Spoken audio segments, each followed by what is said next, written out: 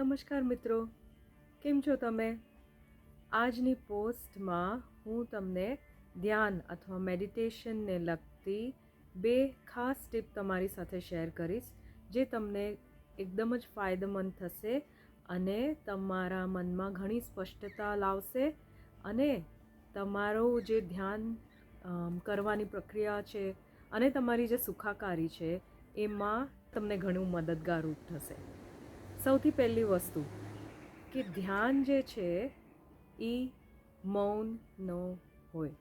કે ધ્યાન એટલે મેડિટેશન કરવું, એ જો તમે મૌન થઈને કરો એટલે કે બોલ્યા વગર મોઢું બંધ કરીને કરો તો એમાં સૌથી મોટો જે પ્રોબ્લેમ છે, સૌથી મોટી સમસ્યા જે છે એ કઈ થાય કે તમારું મગજ ચાલવા લાગે, દોડવા લાગે, એક મંકીની જેમ અહીંયાથી ત્યાં અલગ અલગ વિચારોમાં દોડતું જાય.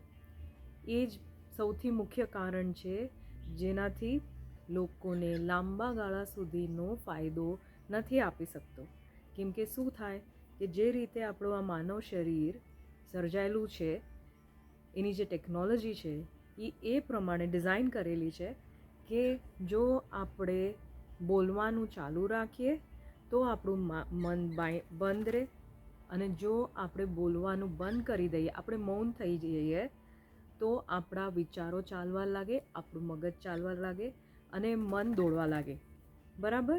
તો આ એક સૌથી મેઇન પોઈન્ટ એક તમારે યાદ રાખો કે જો તમને અગર મૌન રહીને જો ધ્યાન કરવાની તમને આદત હોય ને એમાં તમને ફાયદો નથી થઈ રહ્યો, તમને તો બી બેચેની લાગે છે, તમે ઘણી બધી વાર બેઠા હો છો સ્થિર થઈને અને પણ મોઢું બંધ કરીને, પણ તોય તમને બેચેની લાગે છે, તમને શાંતિ નથી લાગતી, સ્પષ્ટતા નથી આવતી અને સુખાકારીનો અનુભવ નથી થતો, તો તમે ફિકર ન કરતા. બરાબર?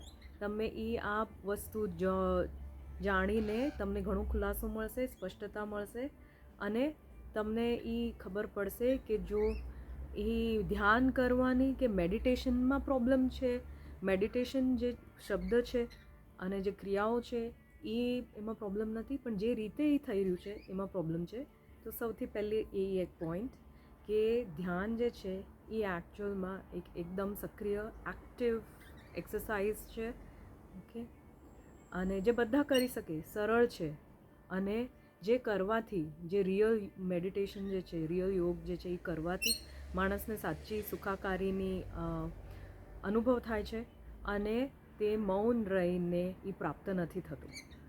બીજો મુદ્દો એ છે કે આપણે ધ્યાન કરતા વખતે કે ખરું યોગ કે ખરું જે મેડિટેશન હોય છે, જો અગર કોઈ હોય જે બી પદ્ધતિ જેનાથી તમને ખરો લાભ થાય, તો એ પદ્ધતિઓમાં કોઈ દિવસ આપણા શ્વાસને આપણે જોર દઈને આપણે વાપરવું નહીં. સમજ્યા તમે? એટલે કે આપણી જે શ્વાસ જે છે, ઓકે, એ આપણા પ્રાણોને લગતી છે અને તે જે છે આપણા આયુ સાથે જોડાયેલા છે અને એ આપણા માનવ શરીરની જે ડિઝાઇન છે એ પ્રમાણે છે કે આપણી શ્વાસ આપણા હૃદયની હાર્ટબીટ, આપણા હૃદયની ધબછબ, એના જે બીટ્સ છે, ઓકે, એટલી જ એવી ઓટોમેટિક હોવી જોઈએ. બરાબર? એટલે કે આપણે શ્વાસ એવી રીતના લેવાની હોય કે આપણે એ ઓટોમેટિકલી ચાલે અને એને કોઈ દિવસ આપણે જોર ન દેવું કે જોરથી આપણે ઊંડા શ્વાસો લેવા કે એને આપણે આપણા જાતેથી કંટ્રોલ કરવાની જરૂર છે. એવી રીતના આપણું માનવ શરીર ડિઝાઇન નથી કરેલું. તો આ જાણીને તમને ઘણો રિલીફ લાગશે, તમને ઘણી શાંતિ લાગશે અને તમે જોશો કે સાચી સુખાકારી આ બે મુદ્દા સાથે એકદમ જ જોડાયેલી છે. બરાબર? તમારા શ્વાસને કોઈ દિવસ જોર ન દેતા. જો ખરું જે મેડિટેશન જે ધ્યાન હોય, સૌથી મેઇન પોઈન્ટ એ છે કે એ તમારી બોલવાની રીતથી જોડાયેલું હોય અને તમારા શરીરને ઢબછબને અનુશાસનમાં લાવવાનું એને લગતું હોય. એકદમ સરળ છે, પણ આપણે કરતા રહેવું પડે.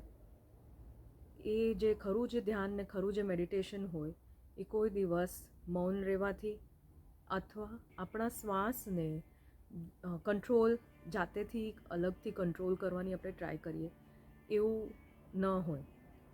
ઓકે, જો આપણે વ્યવસ્થિત રીતે યોગ્ય રીતે આપણે બોલવાનું શીખીએ અને પોતાની જાતને આપણા શરીરને આપણે કેન્દ્રિત કરીએ તો આપણી શ્વાસ ઓટોમેટિકલી શાંત થઈ જાય, કેમ કે આપણું મન શાંત થાય અને આપણને સુખાકારીનો અનુભવ થાય.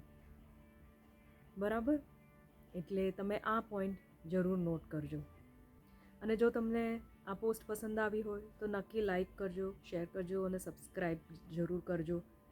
તમારે સેશન્સ જોઈન કરવા હોય, ખરી ધ્યાન પદ્ધતિ શીખવી હોય તો નક્કી આજે મને મેસેજ મૂકજો અથવા આ જે નંબર આપેલો છે એમાં મને કોન્ટેક્ટ જરૂર કરજો. બરાબર? તો આજ માટે આટલું. આપણે મળીશું આવતી પોસ્ટમાં. આવજો.